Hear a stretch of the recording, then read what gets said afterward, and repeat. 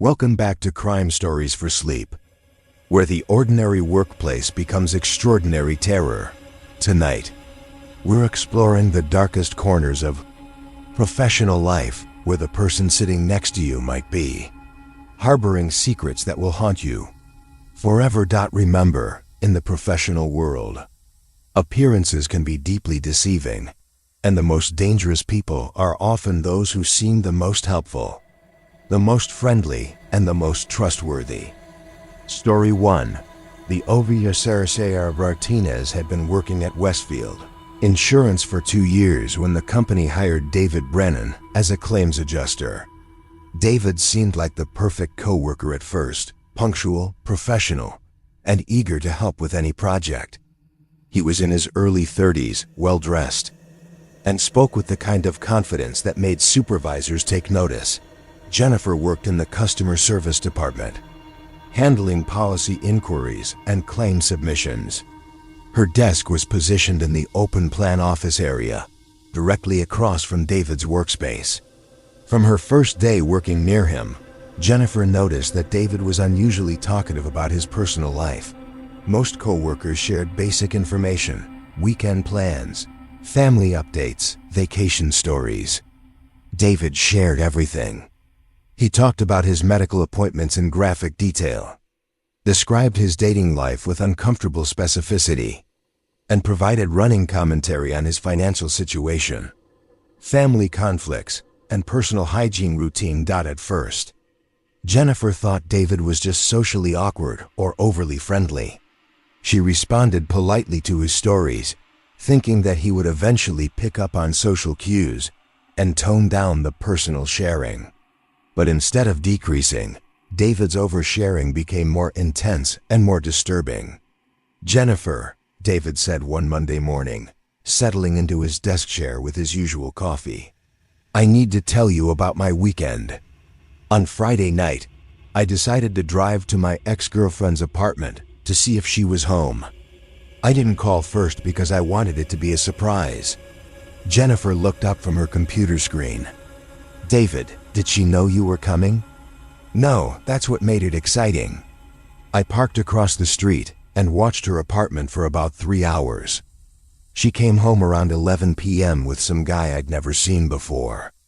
They went inside together." Jennifer felt a chill. "David, that sounds like stalking." David laughed.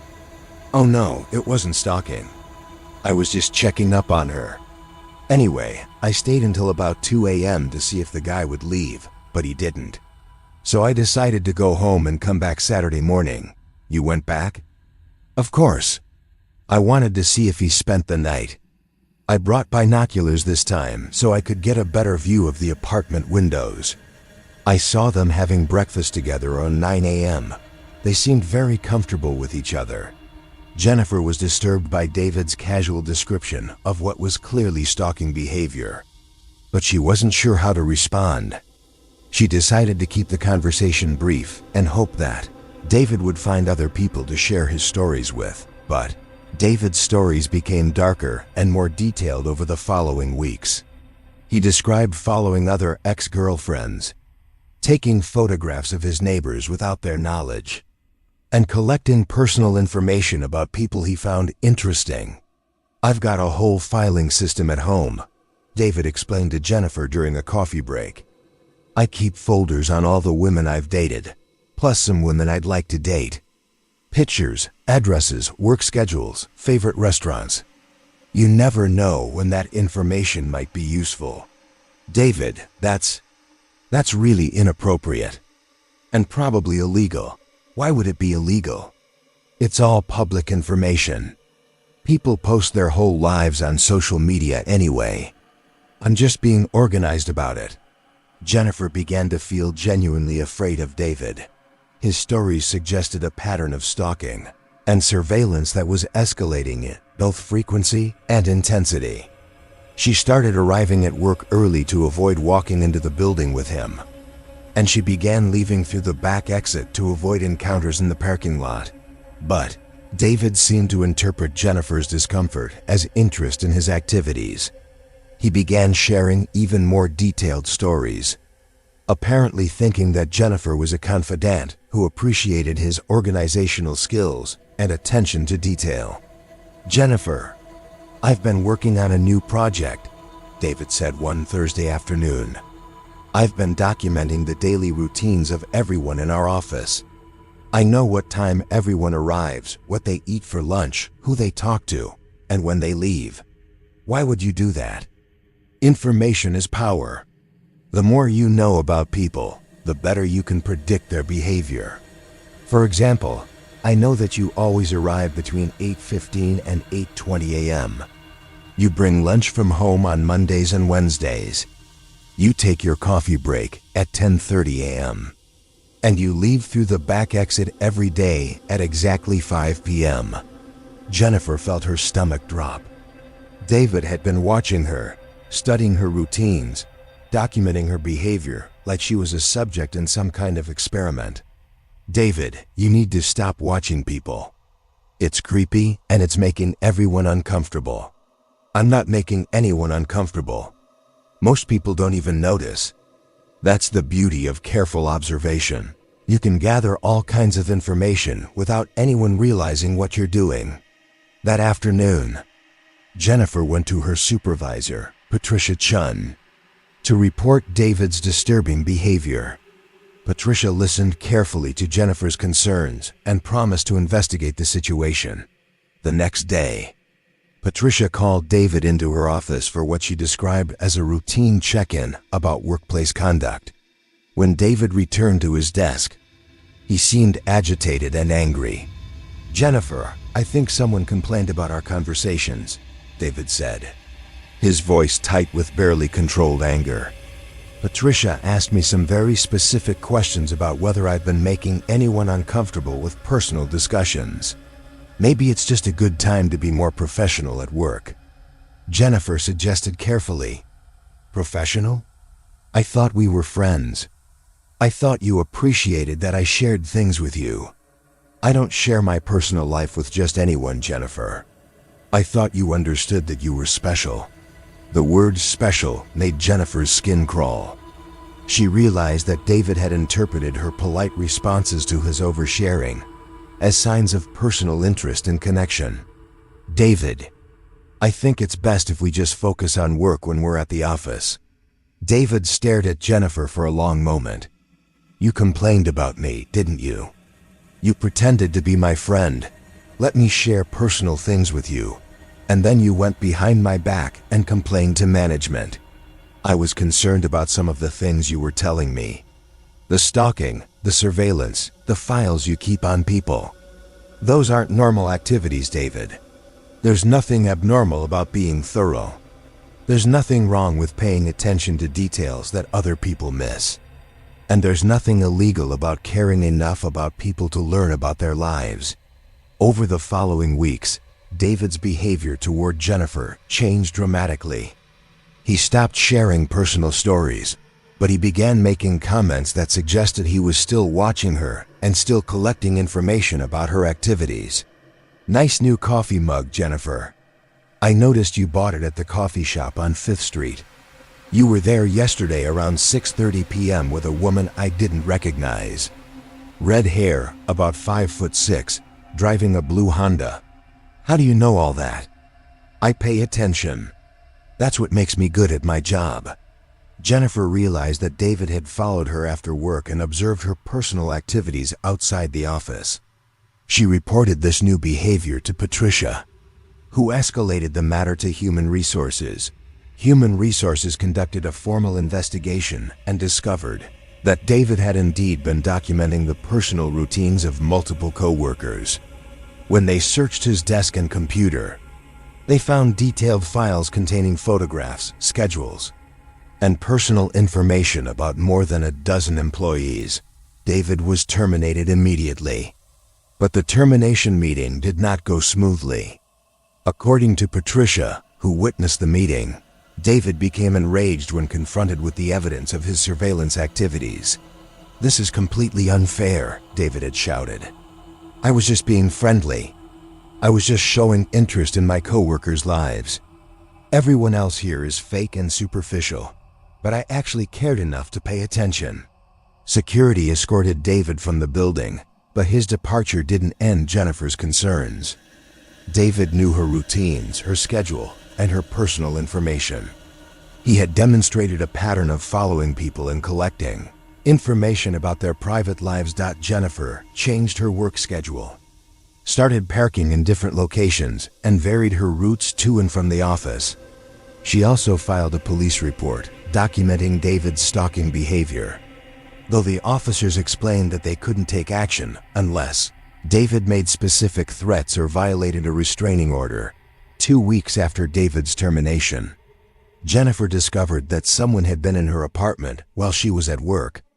Nothing was stolen, but items had been moved slightly, books rearranged on shelves, clothing folded differently in drawers, food items repositioned in the refrigerator.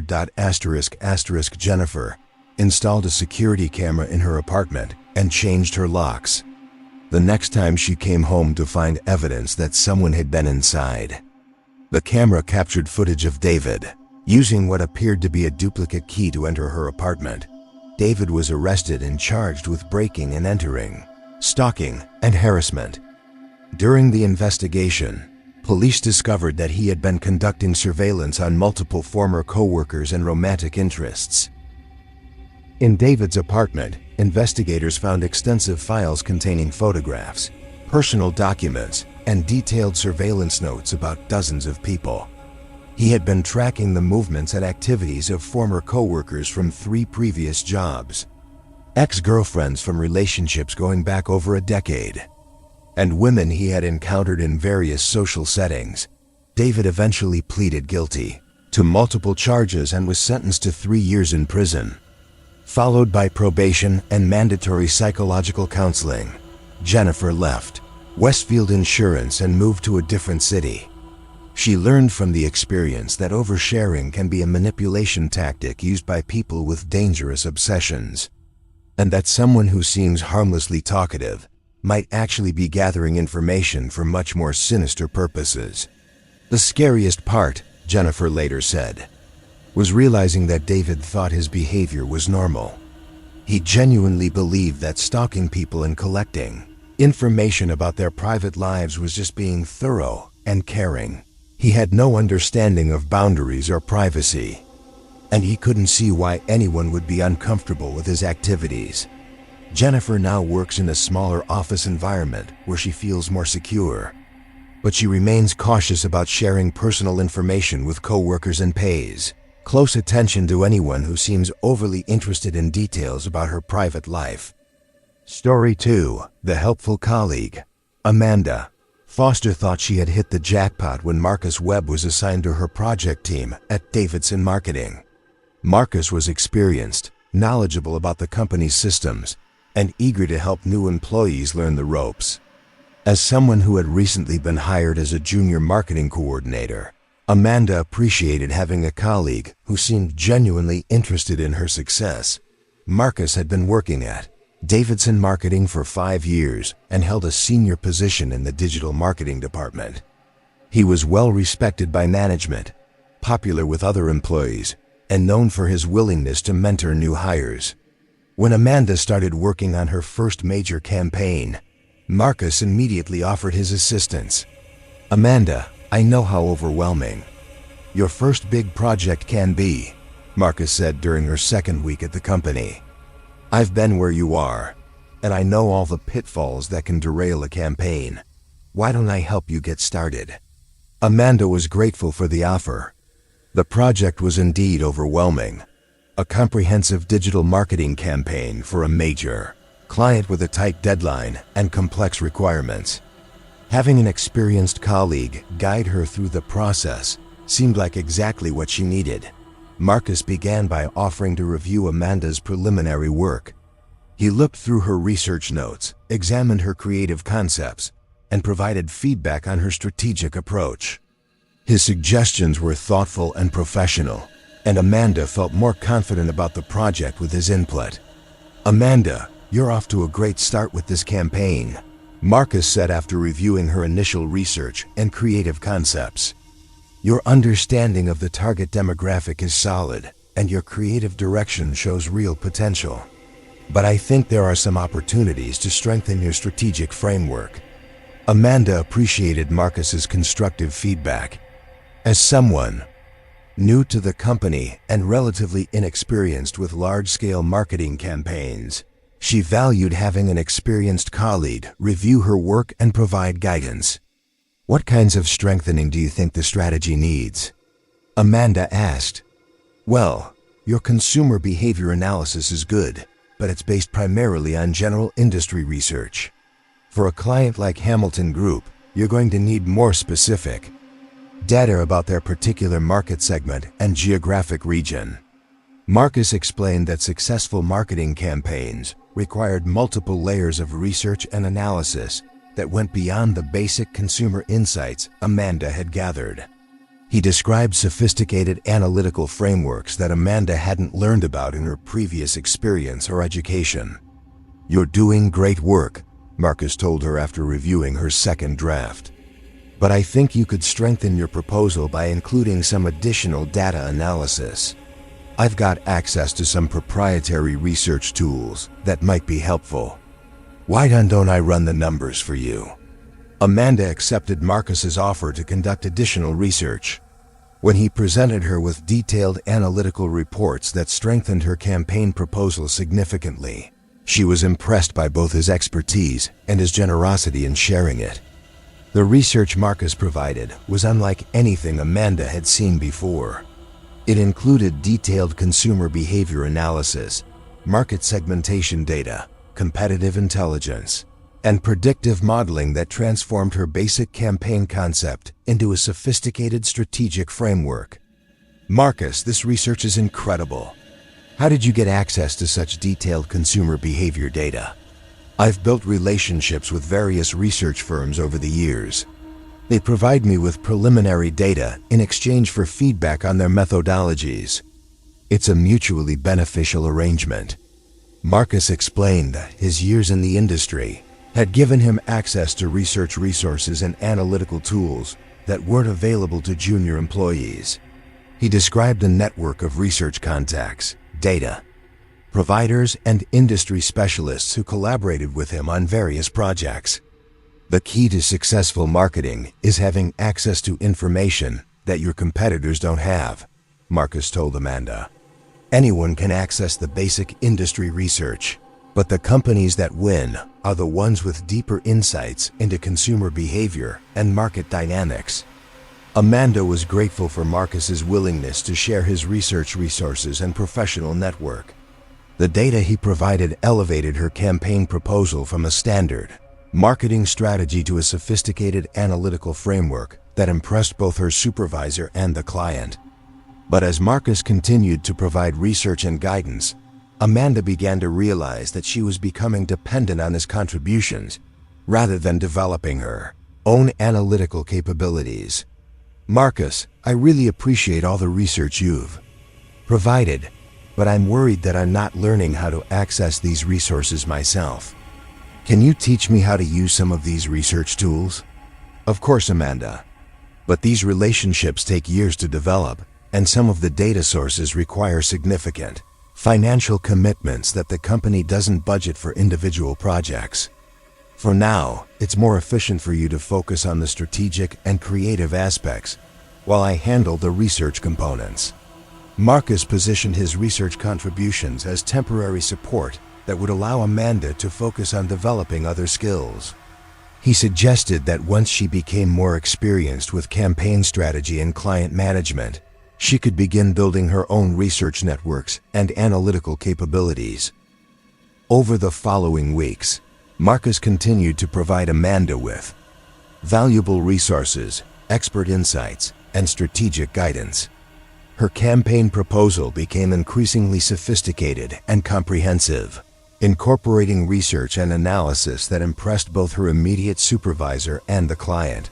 But Amanda began to notice that Marcus's help came with increasing expectations of access to her work and input on her decisions.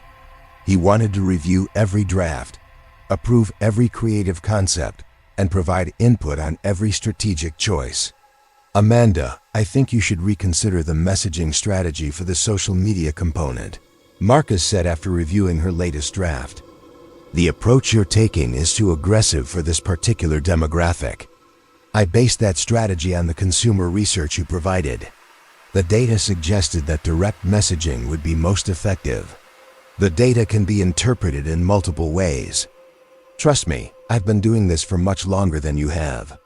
Subtle messaging will work better for this campaign." Amanda felt torn between gratitude for Marcus's help and frustration with his increasing control over her project. She had originally appreciated his guidance, but now it felt like he was taking over her work rather than mentoring her. The situation became more concerning when Amanda discovered that Marcus had been communicating directly with the client about her campaign without informing her. She only learned about these conversations when the client mentioned the revisions that Marcus suggested. During a status meeting, "Marcus, did you meet with the Hamilton group without me? I just had a brief phone conversation with them to clarify some points about the campaign timeline. I thought it would be more efficient than involving you in every minor detail. But it's my project. I should be the primary point of contact with the client." "Of course it's your project, Amanda. I'm just providing support to make sure everything goes smoothly." Amanda felt that Marcus was undermining her relationship with the client and taking credit for her work. She decided to discuss the situation with her supervisor, Karen Phillips, to clarify the appropriate boundaries for Marcus's involvement. "Karen, I appreciate Marcus's help with my project, but I'm concerned that he's becoming too involved in client communications. I want to make sure I'm handling this appropriately." Karen looked uncomfortable. "Amanda, I need to ask you something, and I want you to be completely honest. How much of the work on this campaign have you actually done yourself? What do you mean? The research, the analysis, the strategic framework. Did you develop those components, or did Marcus provide them?" Amanda realized that Karen was questioning whether she had actually done the work on her campaign or whether Marcus had essentially completed the project for her. "Marcus provided research and guidance, but I developed the creative concepts and wrote the proposal." "Amanda, the research methodologies and analytical frameworks in your proposal are graduate-level work. They're much more sophisticated than what we'd expect from someone with your experience level." Amanda felt her stomach drop. "Are you saying you think Marcus did the work and I took credit for it?" "I'm saying that either you have significantly more experience and education than your resume suggests, or someone else contributed much more to this project than you've indicated." That evening, Amanda reviewed her campaign proposal carefully and realized that Marcus had indeed provided most of the substantive content. The research, analysis, strategic framework, and even many of the creative concepts had come from his contributions. Her own work consisted primarily of writing and formatting. Amanda also realized that Marcus had been positioning himself as the primary architect of her campaign while allowing her to take credit publicly. This arrangement made him appear generous and supportive while actually undermining her professional development and reputation. The next day, Amanda confronted Marcus about the extent of his contributions to her project. "Marcus, I need to understand exactly what role you've played in developing my campaign proposal. When I think about it honestly, most of the substantial work came from your research and analysis." Marcus smiled. "Amanda, that's what mentorship is about. I provide the foundation and framework, and you learn by working with professional-level materials. It's how I learned when I was starting out. But the client and our supervisors think I developed the research and strategy myself. They don't know how much you contributed. That's not my responsibility to clarify. You're the one who presented the work as your own." Amanda realized that Marcus had deliberately created a situation where she would appear to be taking credit for his work, making her professionally dependent on his continued assistance while potentially damaging her reputation if the truth came to light. She also began to suspect that Marcus's willingness to provide extensive Help wasn't motivated by generosity or mentorship, but by a desire to maintain control over her work and potentially to take credit for successful outcomes. Amanda decided to investigate Marcus's previous mentoring relationships with other new hires. She discreetly spoke with several colleagues who had worked with Marcus when they first joined the company. "Be careful with Marcus," warned Janet Kim, who had worked with Marcus on a project 2 years earlier. "He offers to help, provides you with materials you could never develop on your own, and then expects you to be grateful enough to let him take over your projects. Did that happen to you?" It almost did. He provided research and analysis that made my proposal look brilliant. But then he started attending my client meetings, communicating directly with my contacts, and basically positioning himself as the lead on my project. I had to fight to maintain control of my own work. Amanda learned that Marcus had used similar tactics with multiple new hires over the years. He would identify promising junior employees, offer extensive help with their projects, provide materials and expertise they couldn't access on their own, and then gradually take over their work while allowing them to maintain the illusion that they were the project leads. Some employees had successfully resisted Marcus's takeover attempts and established appropriate boundaries. Others had allowed him to become so involved in their work that they became professionally dependent on his continued assistance. Amanda decided to address the situation directly with both Marcus and her supervisor.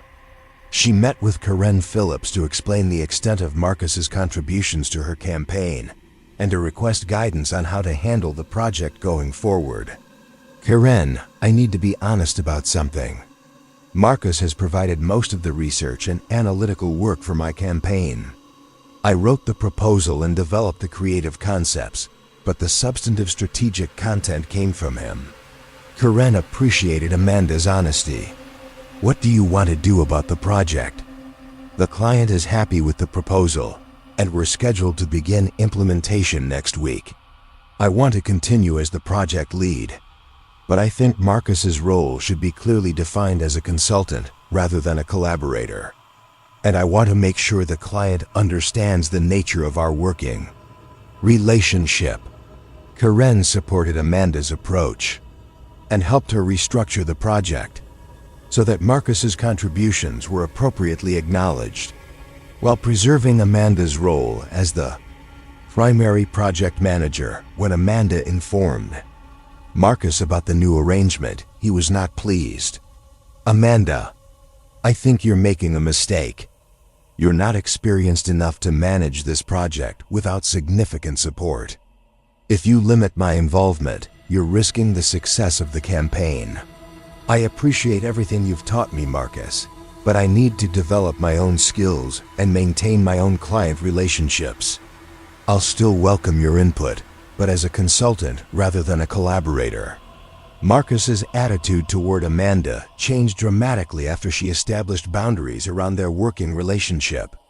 He stopped offering assistance, became critical of her work, and made comments to other colleagues questioning her capabilities and experience. Amanda completed her campaign successfully, though it required significant additional work to develop her own research and analysis capabilities.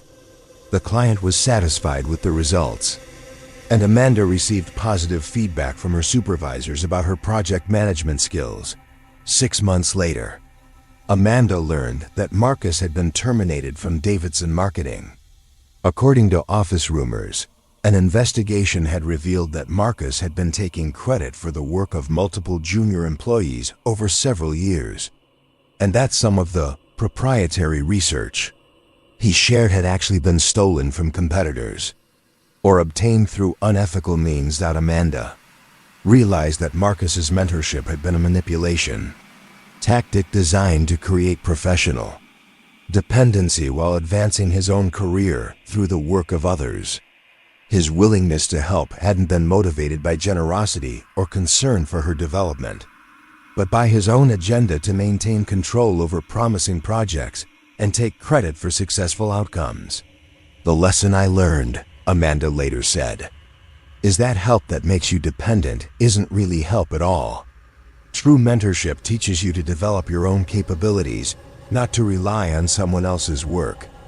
When someone's assistance comes with strings attached, or when they seem to be taking over your projects rather than guiding your development, that's a red flag that their motives aren't what they appear to be. Amanda continued to work at Davidson Marketing and eventually became a senior marketing manager herself. When mentoring new hires, she focuses on teaching them to develop their own research and analytical skills rather than providing completed work. And she emphasizes the importance of maintaining ownership of their projects and client relationships.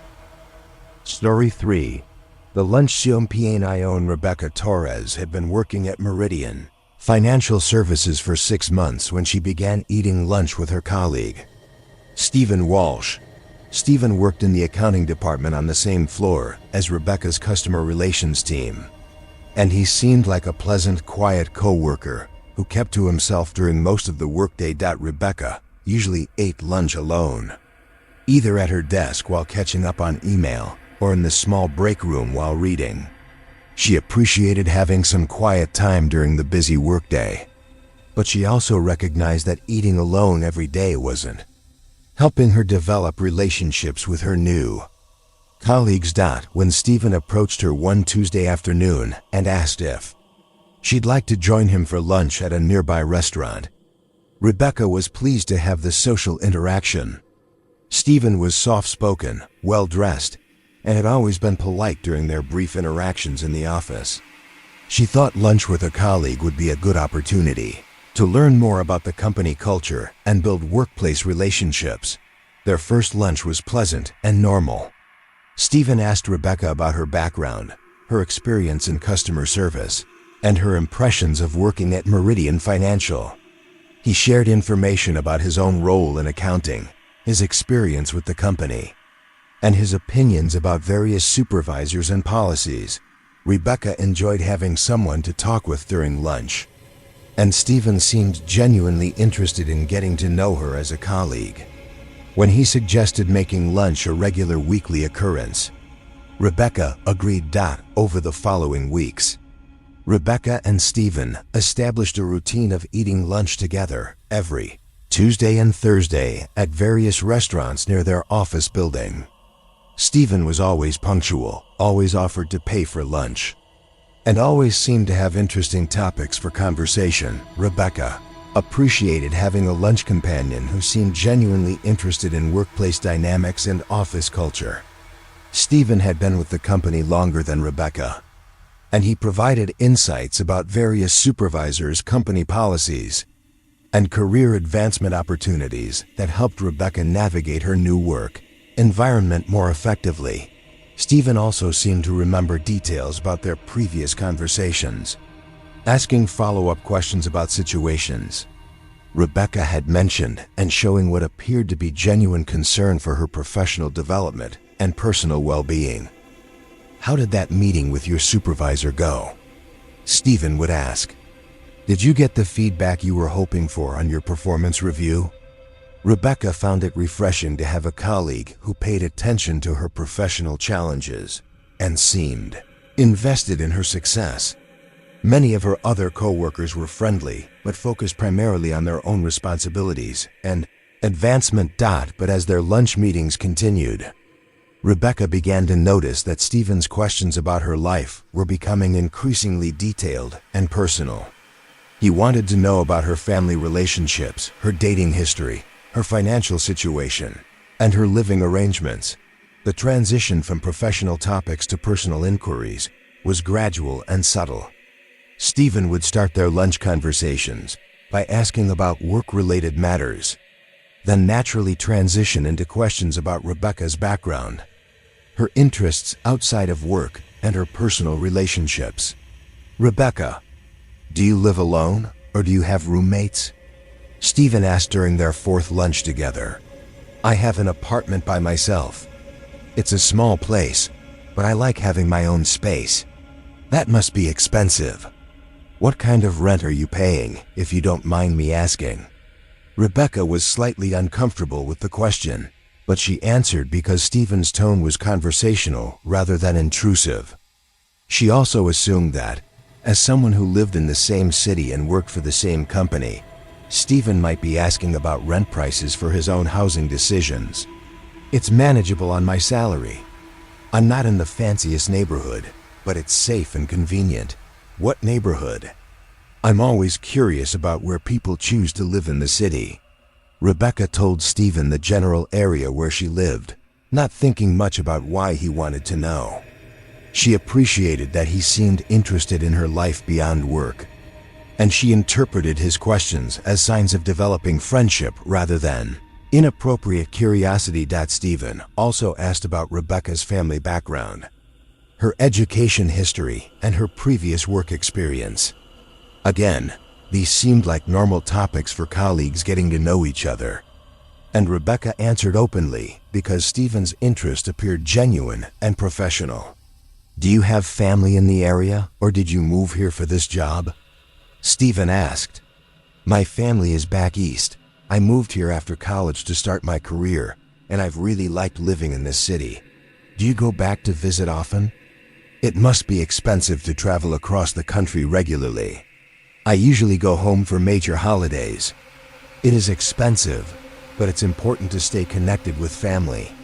Stephen seemed to file away every piece of information Rebecca shared, asking follow-up questions during subsequent lunch meetings that demonstrated he'd been thinking about their previous conversations in considerable detail. Rebecca, you mentioned that you usually go home for Christmas.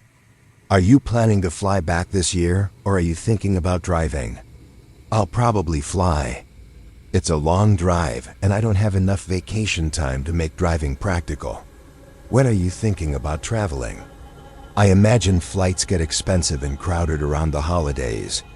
Rebecca began to notice that Stephen's questions often focused on her travel plans, her schedule, and her routine activities. He wanted to know when she would be away from her apartment, when she worked late, and how she spent her weekends. As their lunch meetings continued, Stephen's questions became more specific and more frequent. He wanted to know Rebecca's exact address, her daily routines, her weekend activities, and details about her personal relationships that seemed inappropriate for a casual work friendship. Rebecca, do you date much? I haven't heard you mention a boyfriend. I date occasionally, but I'm not seeing anyone serious right now. What kind of guys do you usually date? What qualities are you looking for?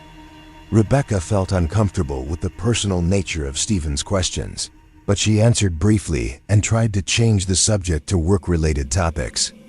Stephen, however, seemed determined to steer their conversations back to personal details about her life. Do you use dating apps, or do you prefer to meet people through friends or activities? I've tried a few different approaches. I'm not really focused on dating right now. I'm more interested in getting established in my career. That's smart. A lot of guys our age aren't really ready for serious relationships anyway. You're probably better off being selective. Stephen's comments about Rebecca's dating life made her uncomfortable because they seemed possessive rather than supportive. He appeared to approve of her single status and seemed to discourage her from pursuing romantic relationships. Rebecca, do you live alone, or do you have roommates? Stephen asked during their fourth lunch together. I have an apartment by myself. It's a small place, but I like having my own space. That must be expensive. What kind of rent are you paying, if you don't mind me asking? Rebecca was slightly uncomfortable with the question, but she answered because Stephen's tone was conversational rather than intrusive. It's manageable on my salary. I'm not in the fanciest neighborhood, but it's safe and convenient. What neighborhood? I'm always curious about where people choose to live in the city. Rebecca told Stephen the general area where she lived, not thinking much about why he wanted to know. As their lunch meetings continued, Stephen's questions became more specific and more frequent.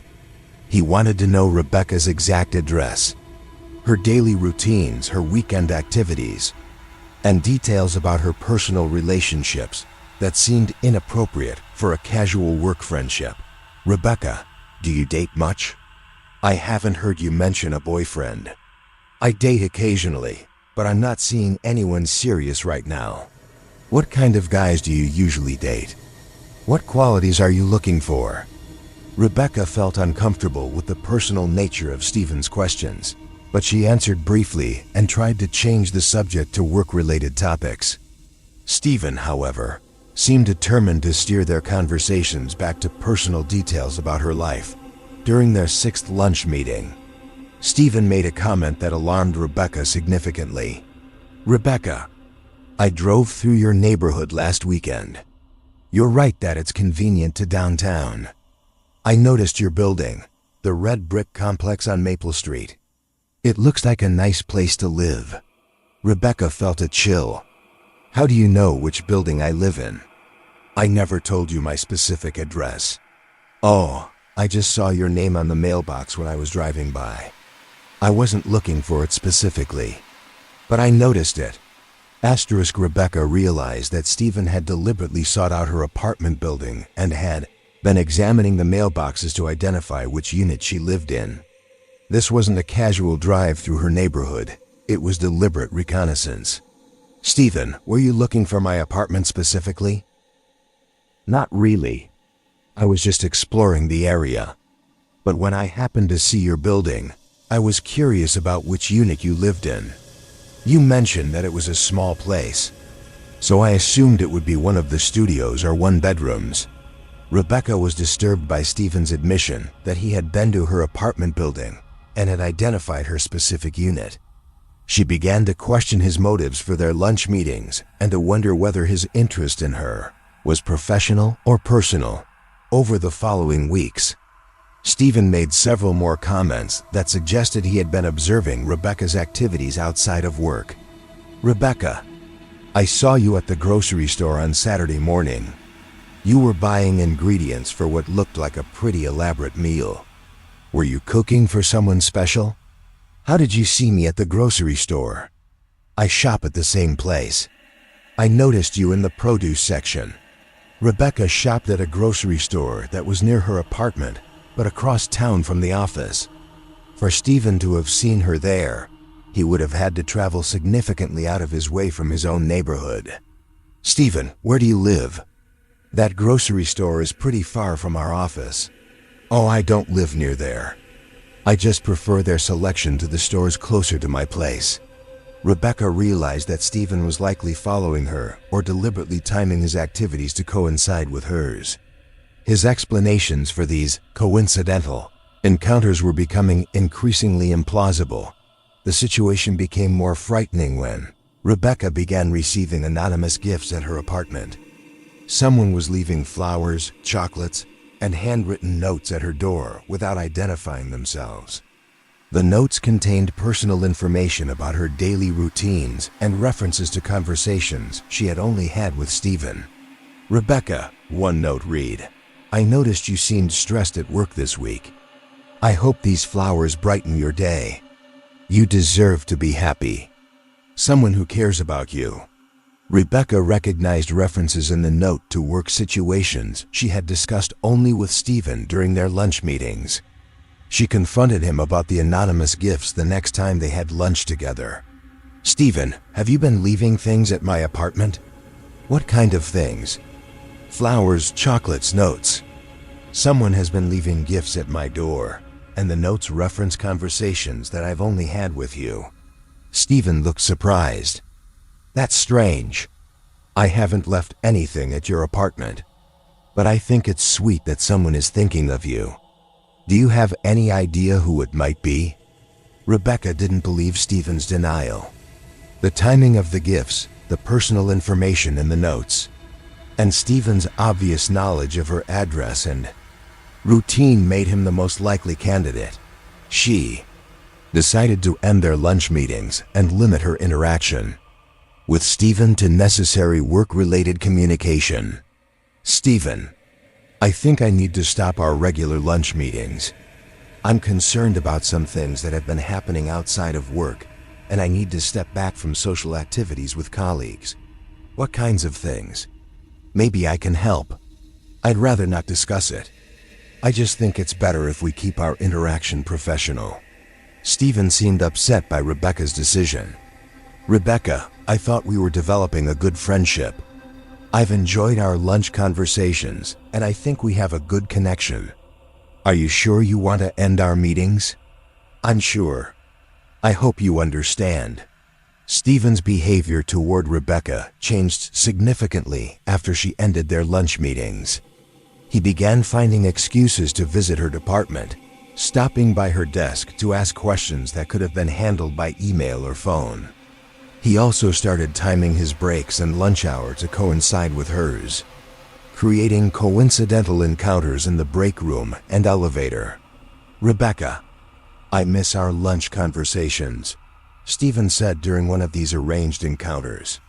If you're concerned about something specific, maybe we could talk about it. I'd hate for a misunderstanding to end our friendship. Stephen, I appreciate that, but I'm not comfortable discussing it. Please respect my decision to keep our relationship professional. Stephen continued to pursue conversation with Rebecca, despite her clear request for professional boundaries. He also continued to demonstrate knowledge of her activities outside of work, making comments that suggested ongoing surveillance. Rebecca, I noticed you got a new car. The blue sedan looks much more reliable than your old one. Rebecca had indeed replaced her car, but she hadn't mentioned it to Stephen or driven it to work yet.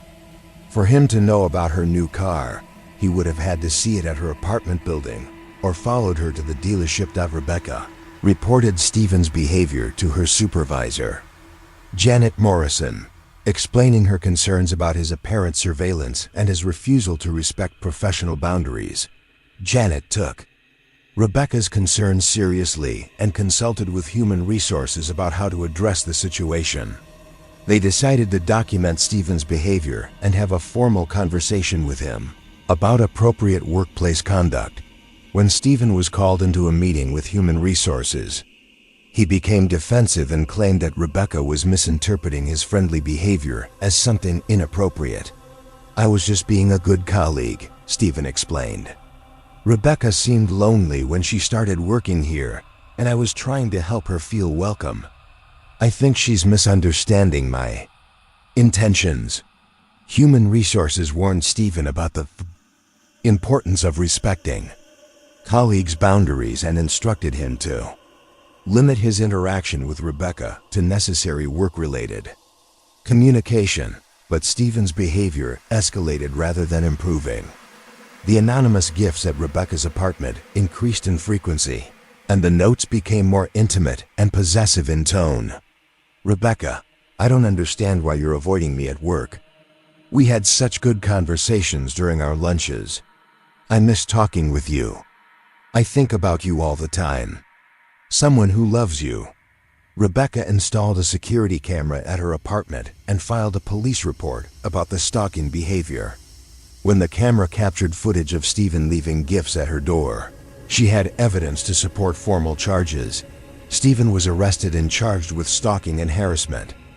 During the investigation, police discovered that he had been conducting extensive surveillance of Rebecca, including following her to work, to the grocery store, and to social activities. In Stephen's apartment, investigators found detailed records of Rebecca's daily routines, photographs taken from a distance of her apartment building and workplace, and copies of personal information he had obtained about her through various sources. Stephen eventually pleaded guilty to stalking charges and was sentenced to 1 year in jail, followed by probation and a restraining order prohibiting contact with Rebecca. Rebecca learned from the experience that workplace stalking often begins with seemingly innocent social interaction, and that someone who asks too many personal questions or seems overly interested in details about your private life may have dangerous motives.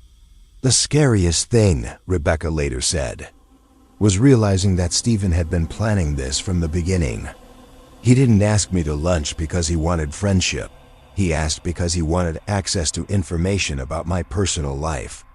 Every question, every conversation, every coincidental encounter was part of a larger pattern of surveillance and control. Rebecca eventually transferred to a different department within Meridian Financial Services and was able to continue her career without further incidents.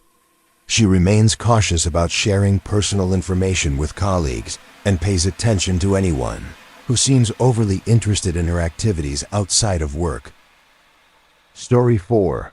The night Hesacheftia Ramas Kim worked as a data analyst for Techno Solutions, a mid-size software development company that operated on flexible schedules to accommodate projects with international clients. Thomas preferred working evening shifts from 3 p.m. to midnight because the office was quieter during those hours and he could focus on complex analytical work without the distractions of meetings and interruptions that characterized the normal business day. Thomas had specifically requested evening shift work when he was hired 2 years earlier. His role involved analyzing user data from software applications, identifying usage patterns and performance metrics, and providing reports that help the development teams optimize their products. This type of analytical work required sustained concentration and attention to detail that was easier to maintain in a quiet office environment. For most of his 2 years at Techno Solutions, Thomas worked alone during the evening shift. The development teams typically worked standard business hours, and most project managers and account executives also worked day shifts. Occasionally, developers would stay late to meet deadlines, or project managers would return to the office for emergency client calls.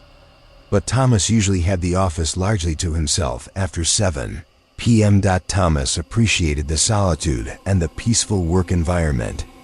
He could listen to music while he worked, take breaks when his concentration flagged, and structure his work schedule around his natural energy patterns without worrying about office politics or interpersonal distractions. The situation changed when Techno Solutions hired Craig Bennett as a senior systems administrator.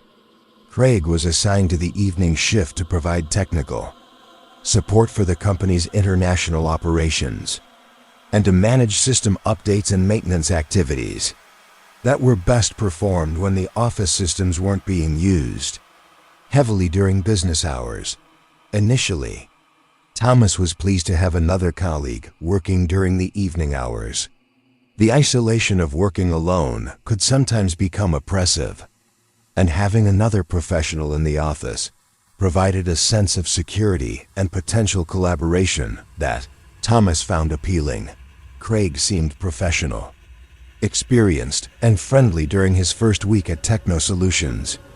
He was in his late 30s, had an impressive technical background in systems administration and network management, and approached his work with the kind of methodical attention to detail that Thomas respected. During their first week working together, Craig and Thomas established a comfortable routine.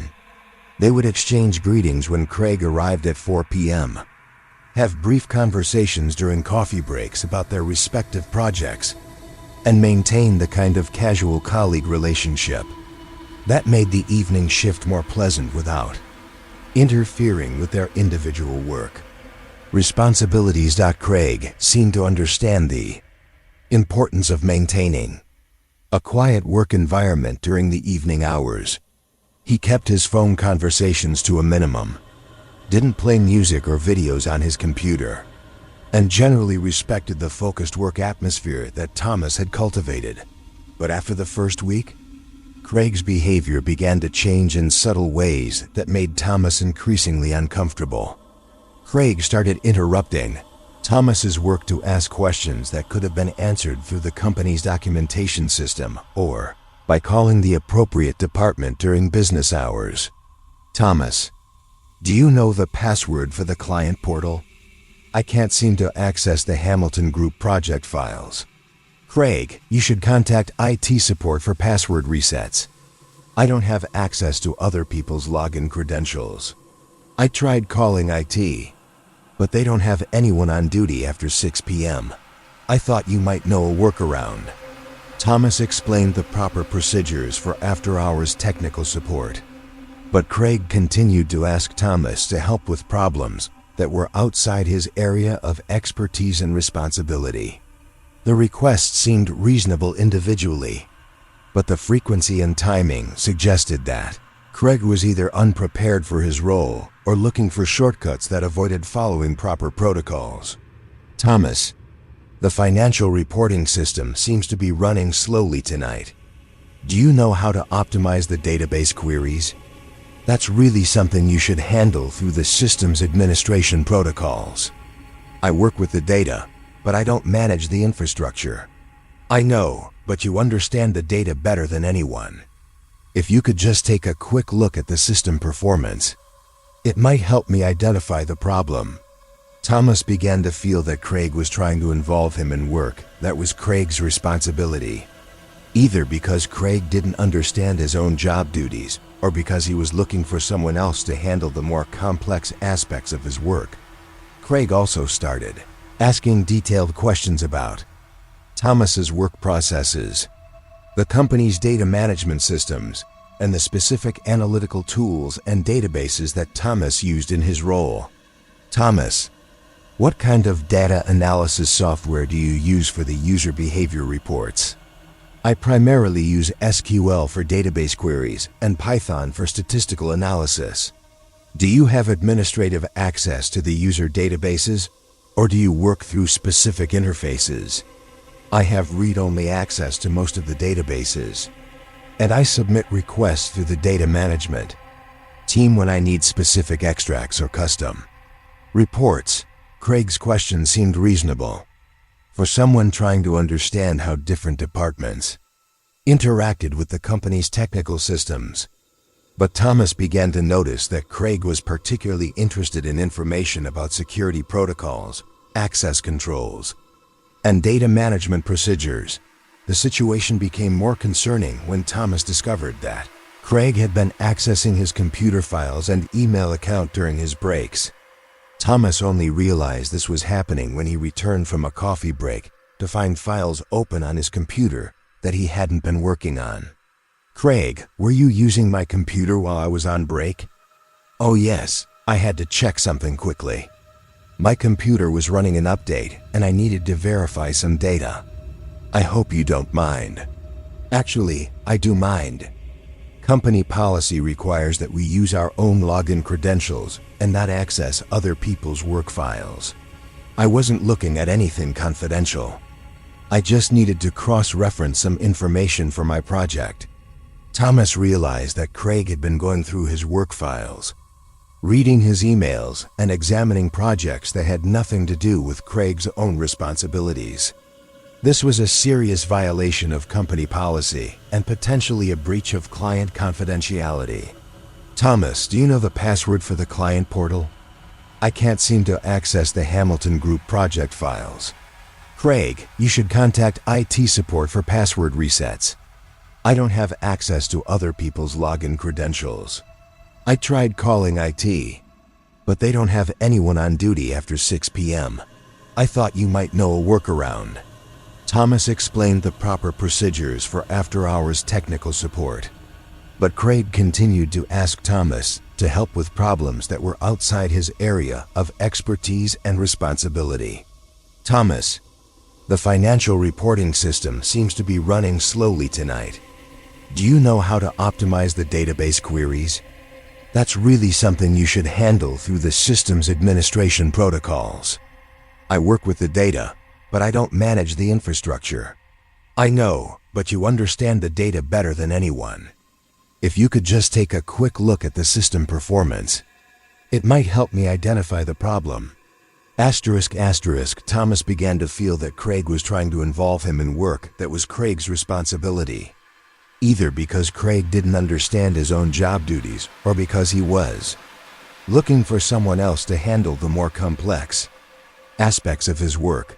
The situation became more concerning when Thomas discovered that Craig had been accessing his computer files and email account during his breaks. Thomas only realized this was happening when he returned from a coffee break to find files open on his computer that he hadn't been working on. Craig, were you using my computer while I was on break? Oh yes, I had to check something quickly. My computer was running an update and I needed to verify some data. I hope you don't mind. Actually, I do mind. Company policy requires that we use our own login credentials and not access other people's work files. I wasn't looking at anything confidential. I just needed to cross-reference some information for my project. Thomas realized that Craig had been going through his work files, reading his emails and examining projects that had nothing to do with Craig's own responsibilities. This was a serious violation of company policy and potentially a breach of client confidentiality. Thomas changed his computer password and made sure to lock his workstation whenever he left his desk. But Craig's intrusive behavior continued in other ways.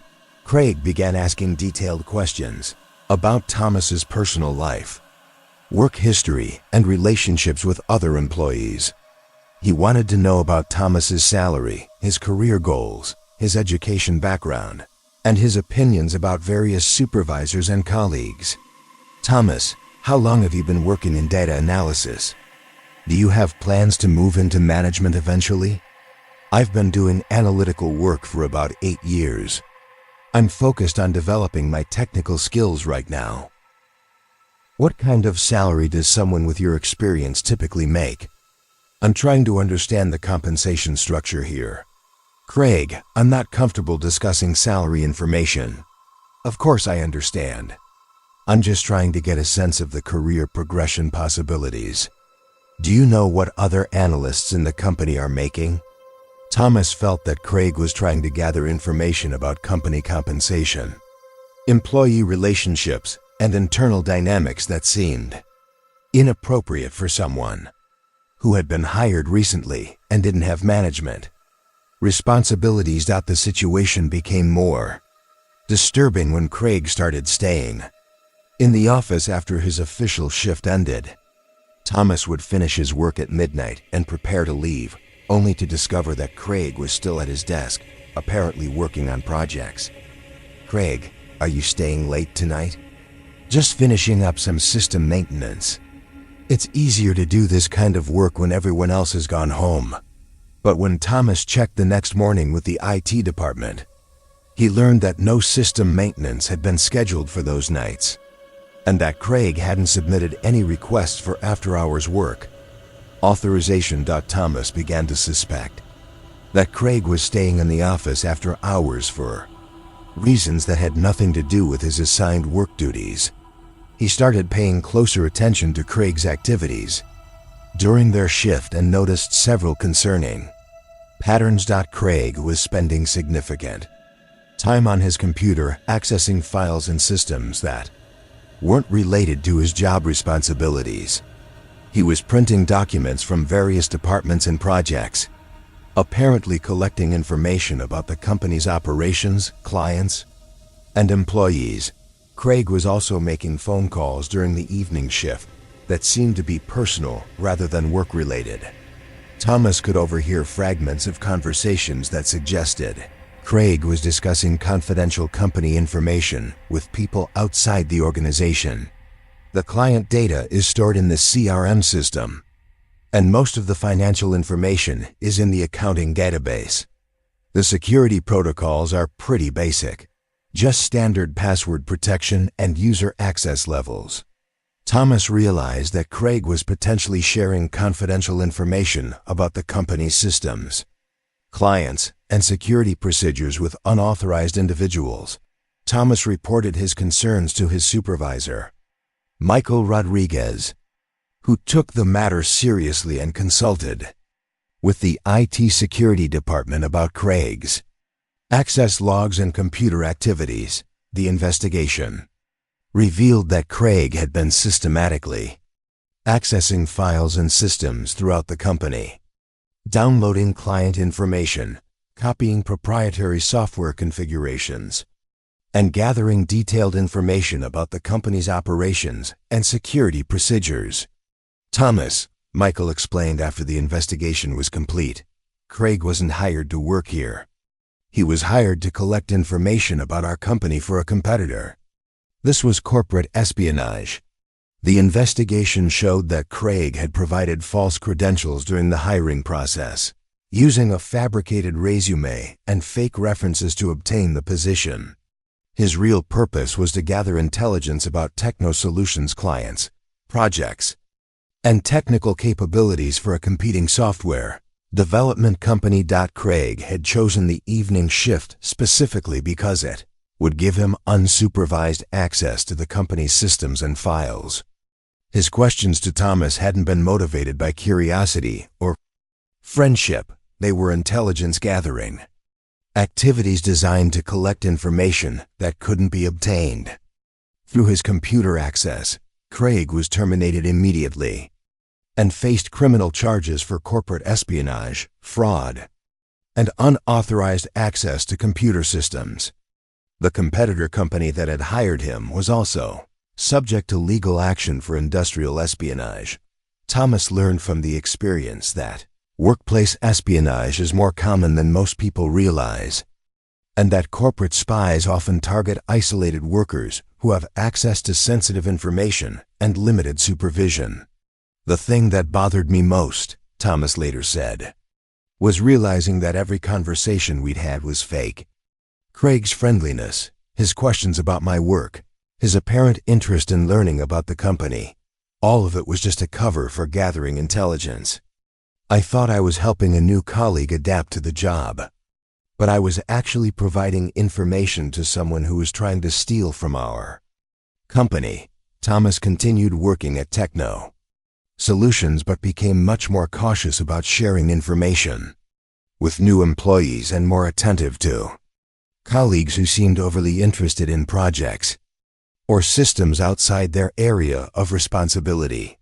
Company implemented additional security protocols for evening and weekend shifts, including increased monitoring of computer access logs and requirements for supervisor approval of after-hours work activities. Thomas eventually became a team leader himself and now trains new employees about information security and the importance of protecting confidential company data from both external threats and internal espionage. Story 5. The teen PL Awar Maria Santos had been working as a graphic designer at Creative Concepts for 3 years when the company hired Elena Rodriguez as an additional designer to help with their expanding client base. Elena seemed like the perfect addition to the team. She had excellent technical skills, a strong portfolio showcasing diverse design styles, and an enthusiastic attitude about collaborative work that impressed both the creative director and the KPRI account management team. Creative Concepts was a boutique design agency that specialized in branding and marketing materials for small to mid-sized businesses. The agency had built a reputation for creative, personalized service and maintained long-term relationships with clients who valued the company's collaborative approach to design development. Maria initially appreciated having another designer to work with. Creative Concepts was a small agency with only 6 full-time employees, and Maria had been handling most of the graphic design work by herself while also taking on account management responsibilities for several key clients. Having Elena join the team, that Maria could take on more complex projects and have someone to brainstorm ideas with. During the creative process, Elena positioned herself as a team player who was eager to help with any project, regardless of whether it was officially assigned to her.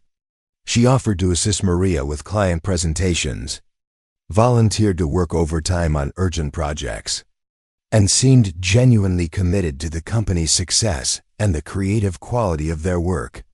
Maria, I know this project is technically yours, but I'd love to help however I can, Elena said during Maria's second week working with her. I think collaboration makes everyone's work stronger, and I'm excited to learn from your experience with branding projects. Maria was grateful for Elena's willingness to collaborate. The client project was indeed challenging, a complete rebranding for a regional restaurant chain with multiple locations. complex marketing requirements, and a tight timeline that would require working evenings and weekends to meet the client's launch date. The restaurant client, Taste of Home Restaurants, operated 15 locations across 3 states and was undergoing a major expansion that required updated branding, new marketing materials, and a comprehensive style guide that could be implemented consistently across all locations.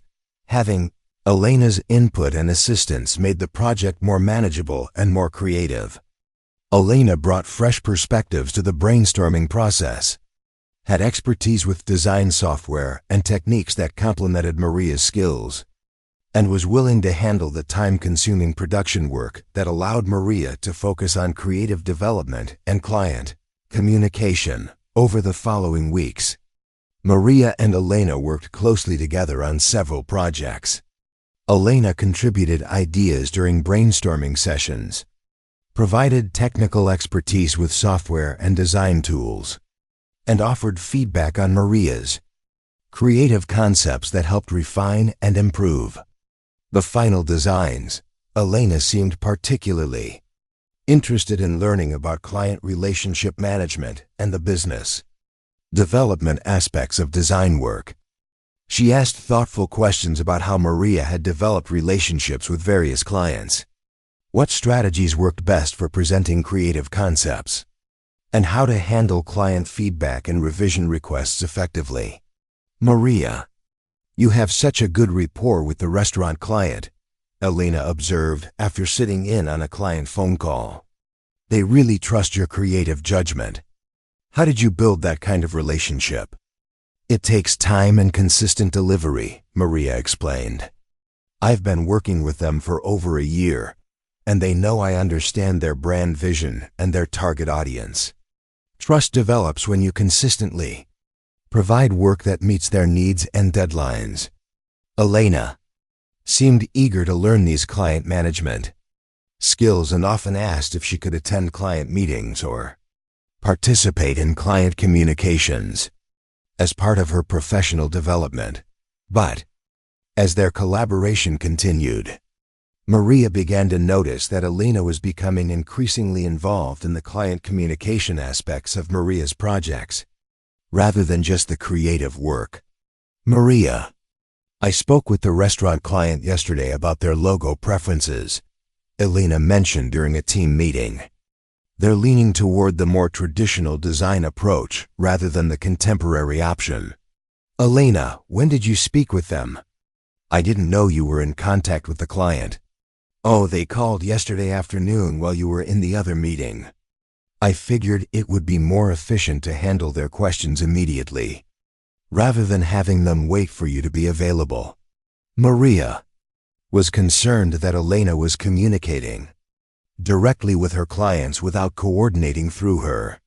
Client relationships were crucial in the design industry, and Maria had worked hard to develop trust and rapport with her contacts at various companies. The situation became more problematic when Maria discovered that Elena had been presenting design concepts to clients as collaborative work, even when Maria had developed the ideas independently.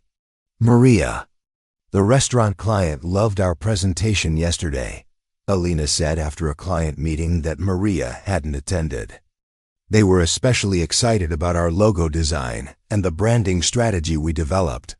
Elena, you presented my work without me? That was my project and my client presentation. I thought it would be fine since we've been collaborating on the project. The client was available for a meeting on short notice, and I didn't want to miss the opportunity. Maria realized that Elena was not just helping with her projects, she was taking over the client relationships and positioning herself as an equal contributor to work that Maria had largely developed independently. When Maria raised her concerns with Elena, Elena seemed surprised by Maria's reaction. Maria, I thought we were working as a team on these projects. I've been contributing ideas and technical expertise, so I assumed it was appropriate for me to represent our work to clients. Elena, There's a difference between collaboration and taking over someone else's client relationships. When you present my work without me, it makes it look like the projects are yours. I'm not trying to take credit for your work. I'm trying to provide excellent service to our clients and support the team. But Elena's behavior suggested otherwise. She continued to communicate directly with Maria's clients, attend meetings without informing Maria, and present work in ways that positioned her as the primary designer rather than a collaborator. The situation reached a breaking point when Maria discovered that Elena had been pitching additional services to Maria's clients and developing new projects without involving Maria in the planning or creative process. Maria, I have great news about the restaurant client, Elena announced during a Monday morning team meeting. They've decided to expand their rebranding to include their catering division, and they want us to handle the website redesign as well. When did this happen? I wasn't aware of any discussions about expanding the project scope. I had a lunch meeting with them last Friday to discuss their long-term marketing needs. They were so impressed with our work that they want to move forward with additional services. Immediately, Maria was furious that Elena had conducted business development activities with her client without involving her in the planning or decision-making process. This wasn't collaboration, it was appropriation of her client relationship and her project. Maria scheduled a meeting with her supervisor, David Chun, to discuss Elena's behavior and its impact on her work and client relationships. David, I need to talk with you about the working dynamic between Elena and me. I appreciate having another designer on the team, but Elena is taking over my client relationships and presenting my work as if it's joint collaboration when I've done most of the creative development. David listened carefully to Maria's concerns. Can you give me specific examples of how this has affected your client relationships? Maria detailed the instances where Elena had communicated directly with her clients, presented work without her involvement, and expanded project scope without her knowledge or input. David. The restaurant client now considers Elena to be their primary contact, even though I've been working with them for over a year. Elena has repositioned herself as the lead designer on my projects. David promised to investigate the situation and speak with Elena about appropriate boundaries for collaborative work and client communication. When David met with Elena about the concerns Maria had raised, Elena claimed that she was just being proactive about client service and that Maria was being territorial about her projects. David. I think Maria is uncomfortable with collaborative work, Elena explained. I've been trying to provide excellent service to our clients and contribute to the team's success, but Maria seems to want to work in isolation. David reviewed the documentation and client communications for the projects Maria and Elena had worked on together. He discovered that Elena had indeed taken over primary client contact for several of Maria's long-term clients and had been developing new project proposals without involving Maria in the creative process. More concerning, David found evidence that Elena had been positioning herself as the senior designer on projects where Maria had more experience and had done most of the creative work. David also discovered that Elena had been keeping separate files of her communications with Maria's clients and had been developing a portfolio that featured Maria's work as her own collaborative projects. Elena, David said during their follow-up meeting, client relationship management requires coordination with the primary project designer.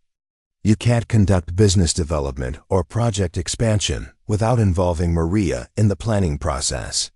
I understand, David. I was just trying to be responsive to client needs. I also need to address the issue of work attribution. When you present Maria's designs as collaborative work without clearly defining each person's contributions, it creates confusion about project ownership and Credit. Elena agreed to establish clearer boundaries for her. Collaboration with Maria, and to coordinate all client communications.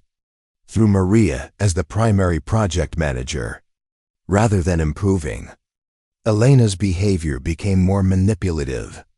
She began documenting all of her interactions with Maria's clients and creating detailed records of her contributions to various projects, apparently building a case that she was the primary designer on work that Maria had developed. Elena also started making comments to other employees that suggested Maria was difficult to work with and resistant to collaborative work styles. I've been trying to help Maria with her client management, but she seems uncomfortable with team-based approaches, Elena told other colleagues. I think she prefers to work in isolation. Maria realized that Elena was not just taking over her clients and projects, she was also trying to undermine Maria's reputation within the company and position herself as the more collaborative and client-focused designer. The situation came to a head when Elena presented a portfolio to a potential new client that featured primarily Maria's work, with Elena listed as the lead designer and Maria credited as a junior collaborator. When Maria discovered this presentation, she confronted Elena directly. Elena, this portfolio contains my work, but you've listed yourself as the lead designer and me as the junior collaborator. This is completely inaccurate. Maria, we worked on these projects together. I contributed significantly to the client relationships and the business development aspects. Elena, I developed the creative concepts, I managed the client relationships, and I handled the project implementation. Your contributions were helpful, but they were support work, not lead design work. Elena's response revealed the extent of her appropriation of Maria's work and client relationships. Maria, I think you're overestimating your role in these projects. From my perspective, we were equal collaborators, and my client management contributions were just as important as your creative work. Maria took the portfolio presentation to David and requested an immediate review of Elena's work attribution and client relationship management practices. The investigation revealed that Elena had systematically appropriated credit for Maria's work over a period of several months. She had been repositioning herself as the lead designer on Maria's projects, taking over client relationships that she hadn't developed, and building a portfolio based largely on work that Maria had created. Elena was terminated for misrepresenting her role in client projects and for undermining Maria's client relationships. The company also discovered that Elena had been interviewing for positions at competing agencies, using a portfolio that featured Maria's work as her own. The most frustrating thing, Maria later said, was realizing that Elena's collaborative attitude was just a strategy for appropriating other people's work and client relationships. She positioned herself as a team player, but she was actually undermining the team by taking credit for work she hadn't done and clients she hadn't developed. Maria learned from the experience that collaboration requires clearly defined roles and responsibilities, and that someone who is eager to help with other people's projects may have motives beyond teamwork and support. Creative concepts implemented new protocols for project attribution and client relationship management to prevent similar situations in the future. They also established clearer guidelines for collaborative work and communication with clients. Maria continued working at Creative Concepts and eventually became the creative director for the agency. When working with new team members, she emphasizes the importance of clear project ownership, appropriate credit attribution, and coordinated client communication.